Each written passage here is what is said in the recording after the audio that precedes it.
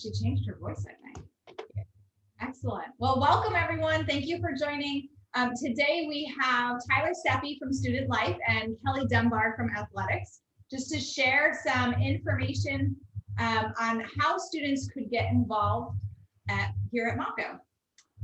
And so I was telling Kelly just a few minutes ago, I have all sorts of questions on athletics and what's going on there. So Kelly, why don't you start first and share some of the information on how students, what we have here at Mako and how students can get involved. Yeah, sure. And I apologize if you hear drills. I have no quiet place here. I've tried, so just bear with me. So I'll start, I guess, first with traditional athletics. So right now we have resumed training for the traditional student athletes. A lot of our teams are practicing off-site. There is a very strict COVID protocol that we follow per our NJCAA Region 19, documents after documents after documents. Obviously, our main goal is to keep the student athletes safe, with all the mitigation strategies that we have. But that being said, it's really good to see them kind of back in the swing of things. So, we've got baseball, softball going on. We have men's and women's basketball, volleyball. So all of our sports are participating right now in practice sessions. So it allows us to see them. That's important for us, being an in-person type of program. It also allows us to help them navigate through some of the academic challenges that they're having, where we can see them provide mentorship, tutoring, and really just kind of stay on them with what they need to do in the classroom. So that way we're prepared, and it's part of our retention strategies to keep them for the fall. I mean, our main goal is kind of getting ready for the fall, making sure they're all doing what they need to do. And keeping them engaged, which has been obviously a hard time, like us all during this time. That being said, on the flip side, our esports program, is thriving. So we now have 4 games that we offer. We went from 13 to 40 student athletes from last spring to this fall. Championship level. Last night we beat Drexel and Widener in Rocket League. So we're competing. Esports is interesting because we can compete with any school. So there's no restrictions in that regard. The student athletes, though, since we do consider them varsity student athletes, there's a very strict protocol that they have to follow. They have to be, full-time students. There's a physical fitness component. So they have to have their updated physical on file. So we treat them just like our varsity student athletes with that regard. They have faculty mentors. Today, we're actually at 5:00 offering a professional development seminar for them. That's really going to showcase social media, mental health, how to act as a student athlete. Because what I'm finding, there's different challenges with traditional student athletes have and then there's different challenges in the esport world. It's all virtual. It's all, how to teach them communication skills. So one of the main things that I'm proud about our program and the way we structure, and this is what I tell parents and student athletes as we're recruiting them, is when your child comes to us, we will develop them as a whole person. This is not putting them in front of a video screen, computer, and game all day long. This is academics. This is physical fitness. This is study hall. So we use a platform called Discord for all of our stuff. So essentially it's like a virtual college. I that's the best I can describe it. So there'll be times, 8 p.m. I'll hop on the Discord into a room. So we have them broken down into rooms, a study room, and I'll be able to see, 10, 12 students in there studying for their English or whatever the case may be. On video, just kind of having a study group.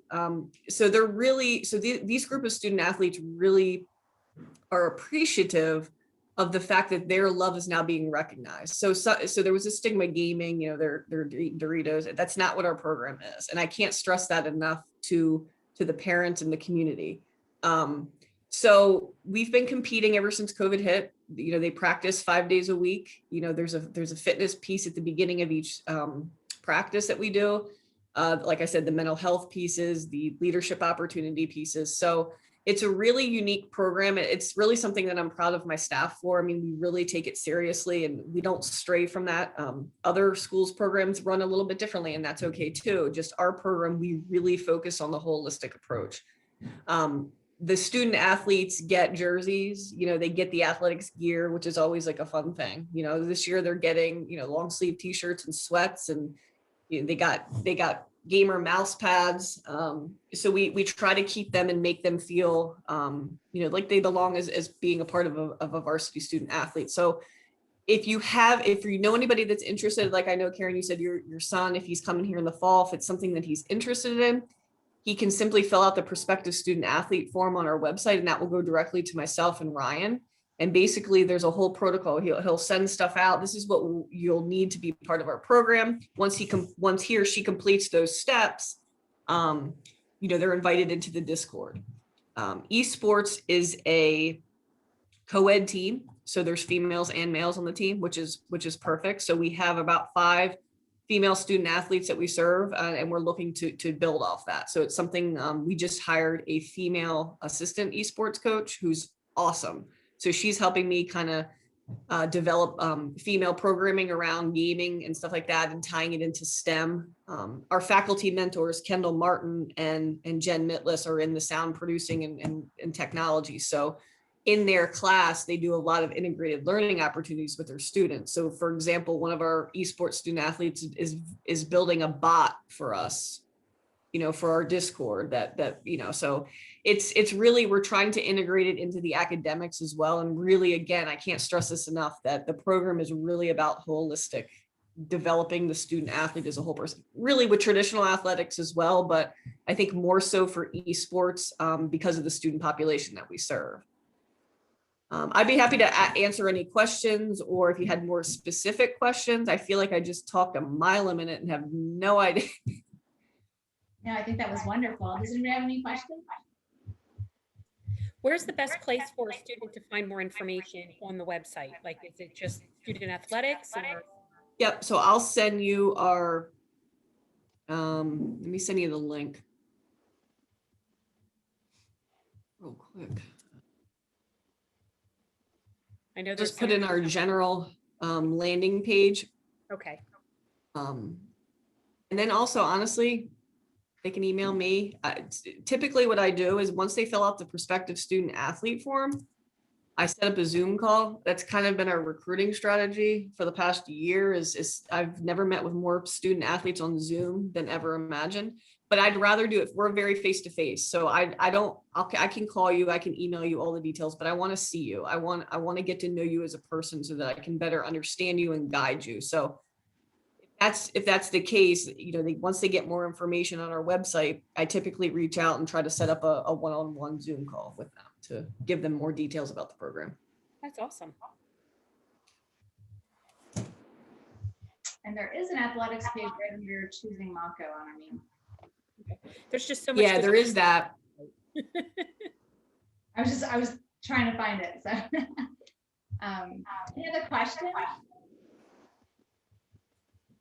And Amelia, so I'm going to call out Amelia just because I'm going to make her work today. So she came in the fall. She was a new student in the fall. And I think, when she first came, she was hesitant. It's like COVID. It's like, we're practicing basketball outside, like what's going on? But I've really enjoyed getting to know her, and I know her teammates have too. And, Amelia, I don't know if you want to say anything about your experience so far. I know it's been not the typical experience. She still has yet to see our fitness center. You know what I mean? And that's a big part of our program. She has still yet to see our gym other than in pictures. So it's been an interesting time, but she's one of the student athletes that does her thing in the classroom. She works hard. She comes to practice, and, I couldn't be more proud of her. And, I'm lucky to have her for the fall as one of the kind of returning things to kind of help the freshmen in. So Amelia, I'm calling you out. So you might have to turn on your camera.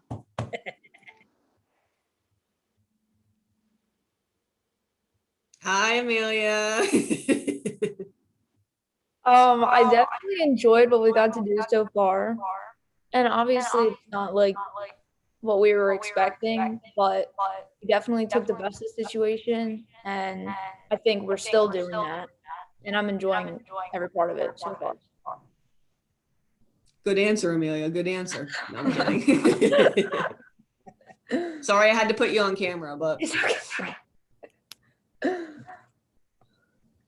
Well, yeah, if there's thank any you. other questions or you have, if somebody's interested in, typically we offer student worker positions and stuff like that as, in the more normal sense. So hopefully we'll get back to that soon. So if you do have students that are interested in jobs on campus, that's something we're hoping to bring back sooner rather than later to kind of help us with our game day operations and live streaming events and stuff like that too. So. And if Kelly, if a student's listening to this recording, your email to reach out to you is just kdunbar@mc3.edu, right? Yep, that's correct. Yep. Or athletics at MC3, whatever one they can remember. I check them both. So. Okay. Well, and Kelly, I like how you stressed the importance of the whole student. I don't know why we're sorry. But I do think that one of the things that we've seen, because we obviously work with some of your student athletes as well, and just students in general, just the fact that you touched on coaching them academically and being there for them academically. Can you talk to that a little bit on how important it is to keep that open dialogue, maybe with your coach or maybe even with you if they're struggling academically, and how you might be able to support them with that? Because I know we've touched on that a little bit with our students as well. Yeah, so it's interesting because sometimes we get student athletes coming right out of high school. Then we get some transfer student athletes, and we get transfer student athletes that have gone to multiple schools. But what I always tell them is one of the things that will always follow you, or a couple of the things that will always follow you, are your reputation and your grades. You can't hide from those. So when you come to me in our initial meeting, I ask you all of these things because per the NJCAA and the guidelines that we have to see all of their transcripts. We have to have that on file. So there needs to be an honest conversation at the beginning because that's the only way that I can help you. And will never judge. I will never judge your past. I will never judge your grades. Nobody is perfect, but I'm here to help you. And unless I know the truth and understand you as a person, I can't help you. So that's the initial meeting typically is, okay, you went to, Goldie Beacom and you struggled. That's fine. We're going to make it work. We're going to get you back on track. So the importance of the academic component, you can't have that and be a student athlete. It's just in our program. It's not an option. There's strict guidelines. You have to go to class. You have to be respectful to your professor. You have to maintain good standing, with the college. That's the way we run our program. So, it's either for someone or it's not for someone. But I'm always upfront with them at the beginning so they can understand and feel more relaxed so that I can help them. Does that answer your question? Yeah, definitely. And I think that ties into the leadership piece too, because, I see it from having a high school athlete, how important it is to have leadership and to have open communication as well. So really good. Thank you. Any other questions? Tyler, how do students get involved in student life? Go Tyler, go Tyler. So I don't have the eloquent speech that Kelly does, so I'm sorry. Before I get into the how, I always like to start with the why. So unfortunately, you don't get to just sit and listen to me talk for the next few minutes. My apologies. I'm going to actually call on you probably individually to talk a little bit. So get your vocal cords ready. Take a drink if you need to. But, the reason why we do these things is because of skill development. So you all were working extremely diligently in your coursework, and those are the hard skills you're building. You're learning how to write. You're learning how to, solve problems in your specific industry. Maybe you're in the health field. Maybe you're in engineering. Maybe you're in public service. Whatever it might be. You're learning those hard skills, right? The hard skills are what get you in the door, right? When they look at your resume, you have an associate's degree, you have a certificate, you have a bachelor's degree, you have specific coursework, you've done specific hard tasks, right? Those are the things that get you the interview. What gets you the job and keeps you in that job are the essential skills, right? That's learning how to work with each other, learning how to be a leader, learning how to communicate effectively, things of that sort. Those are the areas where we kind of focus on it. And Kelly kind of touched on that, right? She talks about we're developing the holistic athlete. You're not just there to learn the hard skills of basketball, baseball, softball, volleyball, esports, yada, yada, yada. You're there to develop as an individual. Because if you leave Monco and you don't have those skills, we failed you, right? We failed you as an institution. We want you to be successful long beyond your years at Monco. We want you to be a thriving member in your community, understanding how you, with your skill sets, play a role in your community. Okay. So now you've had some time to process, right? So I want you to think about what are the essential skills you think you're going to need in your specific field. Okay. Whatever your major, maybe you're undeclared. That's okay. What essential skills do you think, or what skill sets do you think are going to help you be successful going forward? And I'm okay with some long pauses.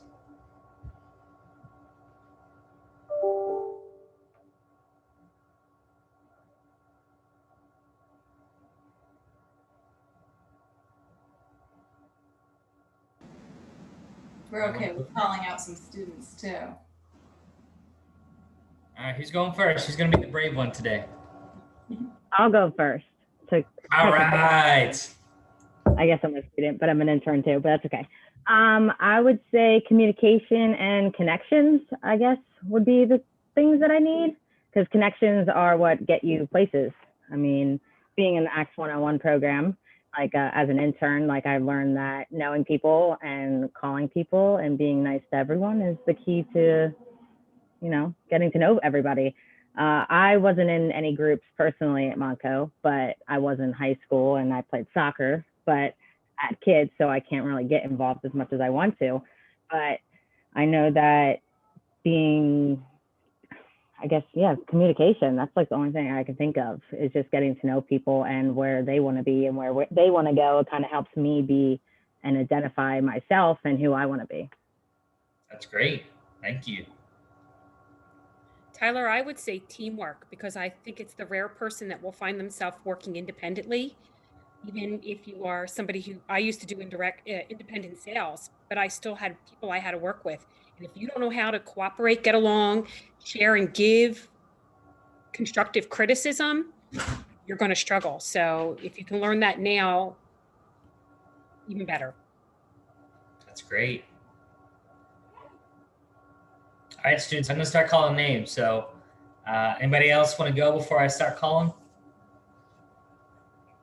Just like to say that I would think problem solving and critical thinking are two really important things you can learn from extracurricular activities and being part of a group that would help you later in your jobs and your career path.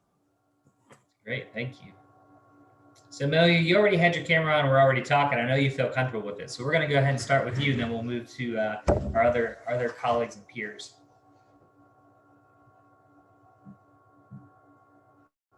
I'm muted, sorry.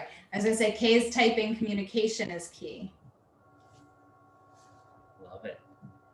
Thanks, Kay. Amelia? Okay.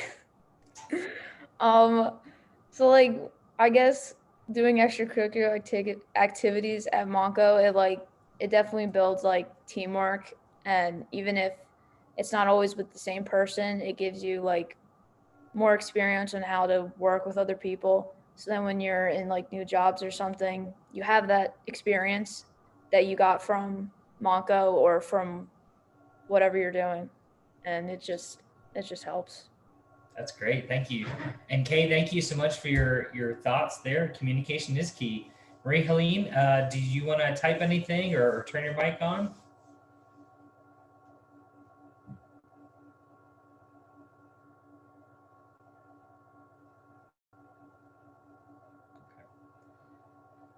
So we're going to break down some of those things and talk about how some of those components, those essential skills, can be developed during your experience at Monco.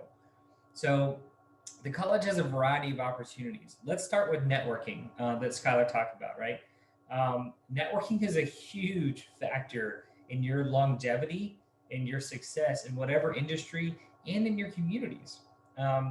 So building your network from the ground up, right? When you're in your community, you're doing that by knowing your neighbors. You're maybe doing community service. Maybe you work. Maybe some of you probably have multiple jobs. You're building your network all along the way.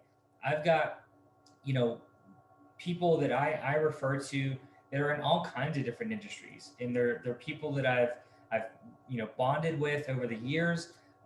They're also all over the country, and I think that's really helped me in my professional career. Also, it can sometimes help you get job leads and things of that sort too. I've been in this area for about the last 10 years, and so when I first got here, I didn't know anybody.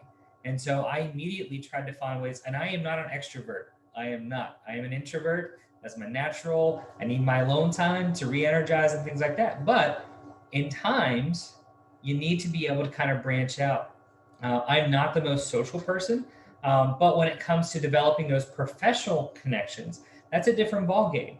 Whenever you have a common objective with someone else, and that's really pivotal about building your network, find the reasons why, right? Find the connections you have, the similarities you have, the commonalities, so that you can build on those. So for instance, in my industry, we had a regional conference, and I didn't have any professional development money. So the only way I could go to conferences is if I worked at the conferences and the conference would pay for it. And so those are the opportunities I look for. And I got to expand my network because of those experiences. And you continue building those things.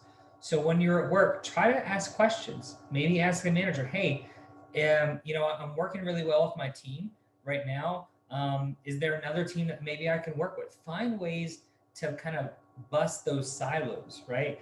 Oftentimes in organizations, they're organized in such a way that you have content experts in specific segments, right? If you're in sales, you've got your accounting team and your sales team, right? Sales team, you go out, you get all the leads, you execute your sales, and then the accounting people take over on the back end.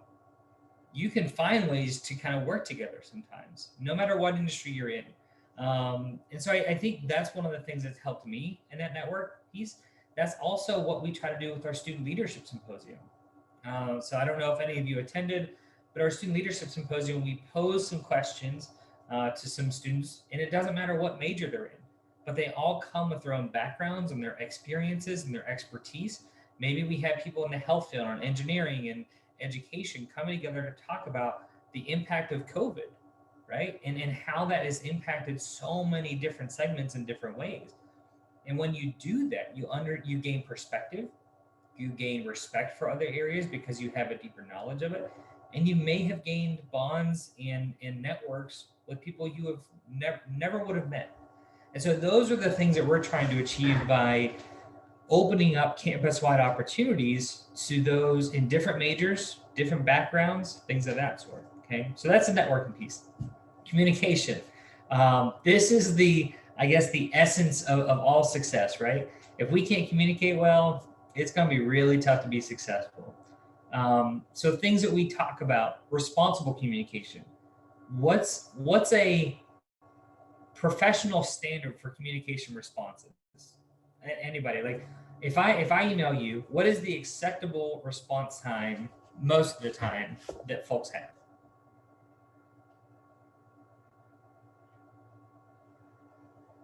Anybody want to take a gander at that one?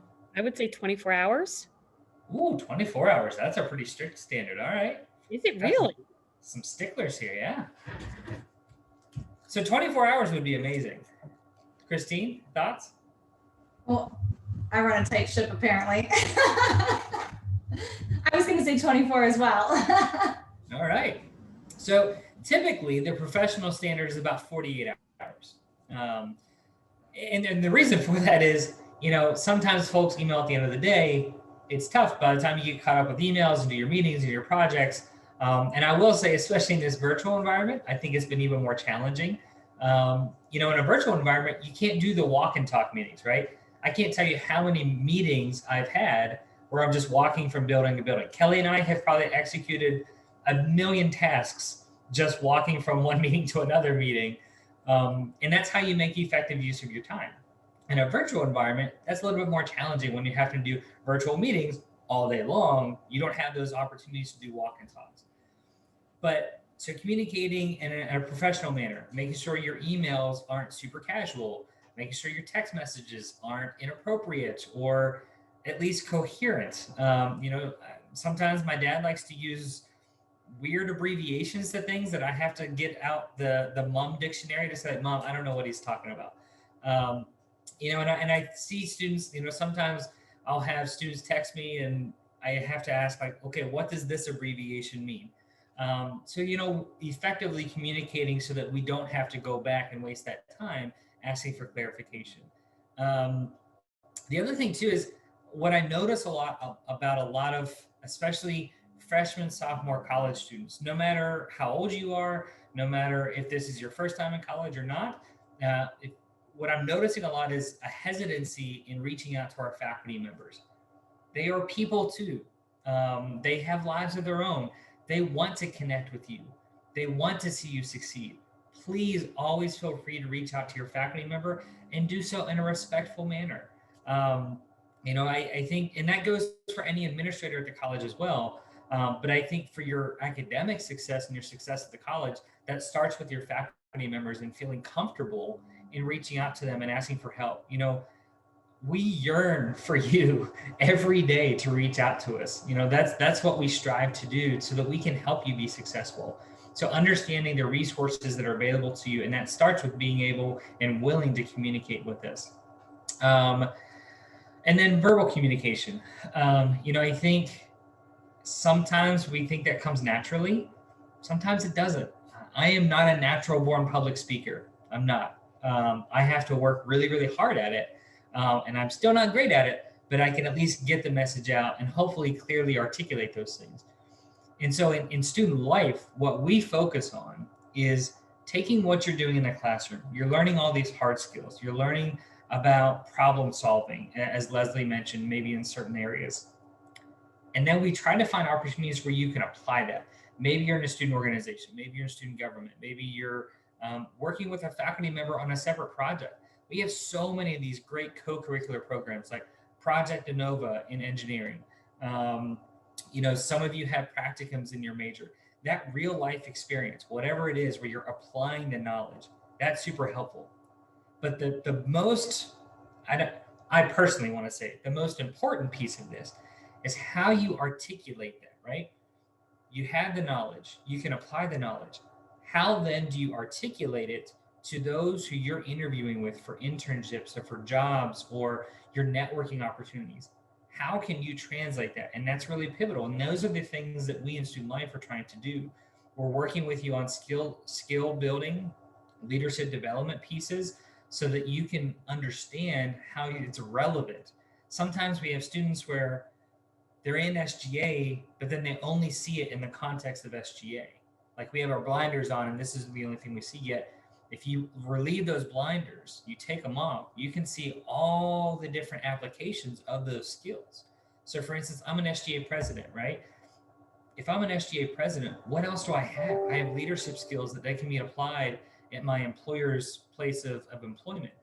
I can lead no matter where I'm at in the organization because leadership isn't a position, it's a process. And those are the things we talk about. Those are the opportunities we train and how to make these experiences relevant. Okay. All right, moving on. So we'll stay on the leadership development piece. We use a strengths-based leadership model in student life. And the reason for that is sometimes it has to start with you knowing yourself better, you knowing what comes natural to you, what talents you have. So when you talk to your family, your friends, what are the specific characteristics that they say you're good at? Hey, when I come to you, I really love that you just listen to me. Or, I really love that you analyze my problems and you help me come up with solutions. Like these are the specific talents and the skills that you have. And it starts with that. When you know what you have and what you can bring to the table, you're able to articulate that. You're able to see the applications of those things. That's when you can start making a difference and being able to articulate how you can make an organization better. And then going farther than that, how do you make the community at large better, right? That's what you bring to the table. So that's the model we use. Starting with yourself and taking the Strengths Quest assessment, helping you understand your personal talents and skills, and then how you apply those things. Okay. We do that in SGA, which is Student Government Association, which, by the way, you should have received election email this week. So please vote. And then if you're interested in getting involved in student government next year, we have elections in the fall. So if you're coming back next year and want to be a senator, you have opportunities to sit on governance committees at the college. You have an opportunity to help with policy development. You have an opportunity to advocate for the needs of your fellow students. It also looks really good on your resume, regardless if you're transferring, looking for internships, looking for jobs. Those skills that you're building on how to lead an organization and be recognized by the institution, those are really helpful. Okay. We also have our student ambassador program. Those applications are open right now. I can send you a link if you're interested. That has been in the student happenings email every week since the beginning of the year. That's a paid position. It doesn't pay a whole lot, but it pays a little bit. So we've got a lot of opportunities like that. Clubs, we've got about 25 active clubs right now. When we're on campus or whatever that environment looks like, we usually have between 30 and 50 clubs in a given year. How you find those is through Connect. So if you go to the Discover piece in the top left-hand corner on Connect, so if you all want to go there, you're more than welcome to take a look. But in the top left-hand corner, you'll see a tab that says Discover.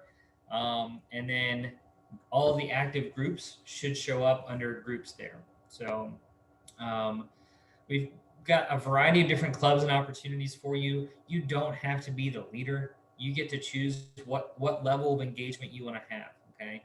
I recommend at least finding one opportunity during your time at Monco. It doesn't have to be every opportunity. It doesn't have to be a club. It doesn't have to be anything that takes a ton of time, but find one opportunity and start building one skill, start stacking those skills. Okay. Those are the things that are going to help you. So Monco Connect is where we host all of our stuff. The Get Involved group is where we host most of our events. If you're in a student organization as a leader, we have a separate group for that to kind of share some of the group policies and procedures, things of that sort. But I know that was a lot of information, like drinking from a fire hose. But what questions, comments, concerns, thoughts do you have?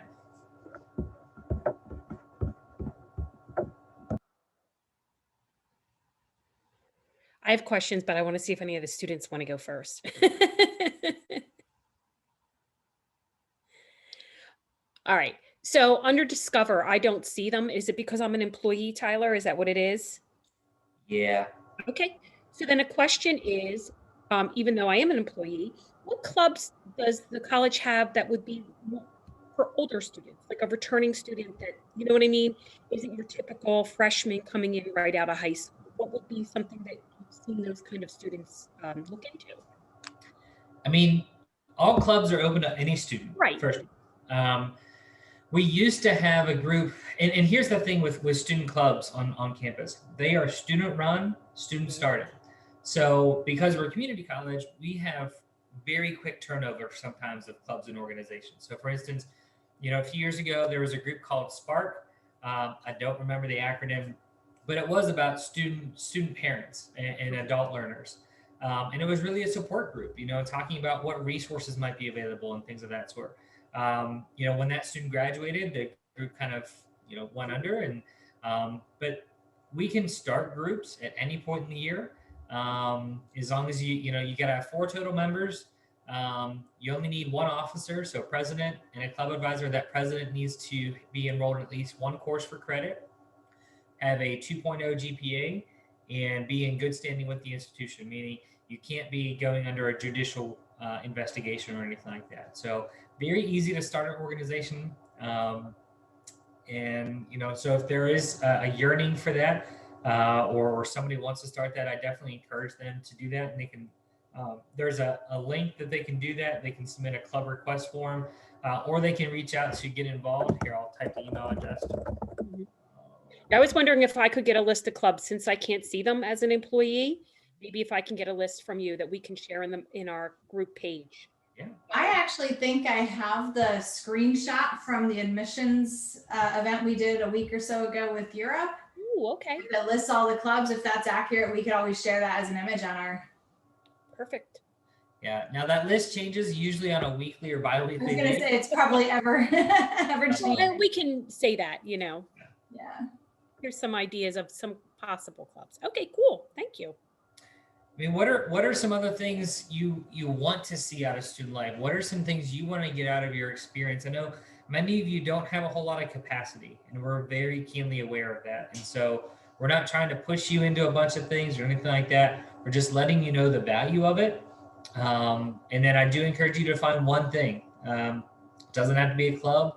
It can be a co-curricular project with a faculty member. Anything to help with that skill building and resume building. That's what I was going to say. Resume. Yeah. For you all, And sorry. Sorry.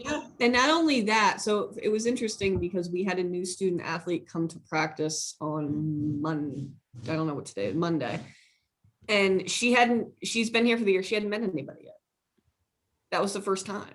And I was like, what took you so, we're thankful that you're here. So part of it too is yes, the leadership, yes, but it's also just mental health and just getting to know your student body. And Community. even if you join and you log on once a week and talk to somebody else, you know what I mean? So she's been coming, this was actually her second time, but that was the first time I didn't realize that she hadn't met anybody yet, really. I mean, she was focused on classes and that type of stuff, but this was her first thing. So I say that in the mental health capacity too. And that's something that, it's important. Yeah, I was going to say, is there a group where, say, somebody knows that they don't have the capacity to be a president, but they want to have something to build onto their resume? Are there minimum requirements to belong to a club? Do you have to show up so many times? now there's no standard requirement. I think in this virtual environment, I think any clubs also have pretty loose requirements themselves. I haven't heard of any club that has any requirements for attending meetings. So it's really at your discretion what level of engagement you would like to have. And that's intentional, right? We know many of you have family obligations and work obligations, and some of you may even have other things that are high priority for you. And we want to make sure that you're taking care of those, especially what Kelly just mentioned about your mental health pieces. SGA, that's been a large focus on their end this year, and they developed this mental health alliance support group on Connect, and it's just a forum to kind of ask for help and some resources and things of that sort. I think the college is investing heavily right now in a lot of mental health resources and things of that sort. So, keep an eye out for those. I think there's a lot of great opportunities coming down the pipe, and I think there's already a lot of great opportunities that exist at the college. Are there meet and greet sessions for student life? Do they have those? So we have a club fair. We're looking at doing some additional club engagements or fairs throughout the rest of the semester. We do have our drive-through engagements. So if you haven't seen those, we're hoping to do at least one more throughout the rest of the spring semester if they get approved. As many of you know, COVID protocols are changing on a daily basis. So, we're always having to keep up with those, but, and that's county, state, and federal, not necessarily the college. But I think there's just a lot of great opportunities throughout the rest of the semester that I definitely encourage you to get involved in. Tyler, you mentioned a couple times co-curricular activities and projects. Can you speak to some specific examples? I know a lot of times we just think clubs and student government, but what other things are there to get involved in? Yeah, so there are some really cool opportunities depending on what your major is and what your focus is. Things that are tying into some of your curriculum pieces. So for instance, Sean Hutchinson oversees the area of integrated learning. And with that, there are things that are tied to curriculum that are actually outside of the classroom. So you take, for instance, drama and theater productions. Those are things that are tied to curriculum. So There's the theater production workshop, and they produce shows out of those workshops and things like that. You have, dance and choir and things like that that they're associated with coursework, but they really fall in that co-curricular academic affairs area. So, at one point, those were in the student life area, but really had stronger ties to academic affairs. And so there's a lot of projects like this, in engineering, you have Project Innova. So I'm not sure if that's happening this year with COVID, but in the past, they designed, I believe it's a solar car or something of that sort, that they go and they compete in national competitions. We have our Phi Beta Lambda group, which is our business professional organization. Right now they're prepping for their regional competitions that they'll compete with schools all over Pennsylvania. And then if they win, which we've had a lot of success over the last few years, they end up going to the national competition. And even as a community college, we were beating four-year institutions at the national level, bringing home multiple awards. So there's a lot of cool things that you can do with your faculty members. Lynn O'Brien in archaeology and anthropology, she typically does some co-curricular engagements. We do have some club engagements that do some collaboration. So for instance, a couple years ago, our Casa Latina group did a Day of the Dead celebration in conjunction with some of the ESL programs and some of the Spanish courses on campus. So there's just a lot of great collaborations that you can do. I think our faculty just have such a wealth of knowledge and experiences and networks that you can tap into if you feel like, reaching out to them and working on some of these projects. Maybe you really love to write.